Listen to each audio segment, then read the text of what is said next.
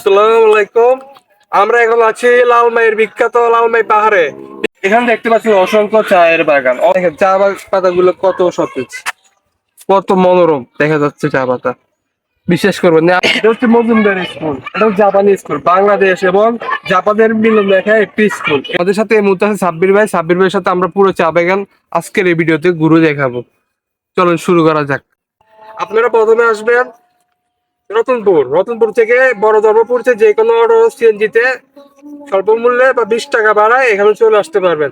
অতি সহজে আপনারা এত সুন্দর পাহাড় উপভোগ করতে পারবেন, চা বাগান পাহাড়। যে কোনো জায়গা থেকে দেশের যে কোনো প্রান্ত থেকে।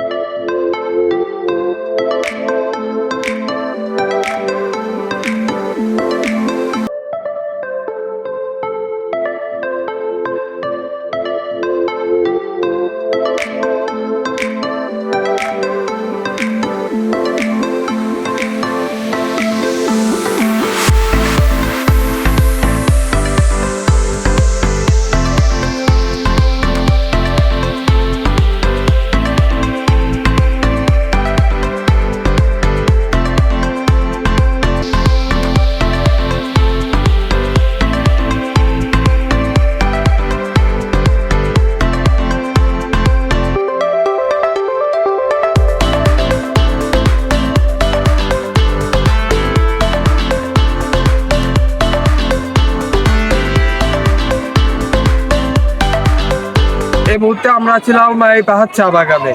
এটা হচ্ছে কুমিল্লা জেলার একটি বিখ্যাত চা বাগান।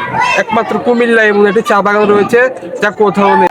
এটা হচ্ছে মজুমদার স্কুল। এটা হচ্ছে জাপানি স্কুল, বাংলাদেশ এবং জাপানের মিলন লেখা একটি স্কুল। এটা হচ্ছে এরকম একটা স্কুল। এখানে যে শহর থেকে দূরে, আমরা কিন্তু শহর থেকে অনেক দূরে, এটা কিন্তু লালমাইয়ের ভিতরে, অনেক ভিতরে কিন্তু একটা পাহাড়। এখানে কিন্তু শিক্ষা প্রতিষ্ঠানের মধ্যে এটা হইতেছে তার একটি ভালোবাসার উদাহরণ। আজকের ব্লগে কিছু আমরা দেখতে পারবেন। চলো আজকের ব্লগ শুরু করা যাক। আমরা এখন চা বাগানে উঠবো।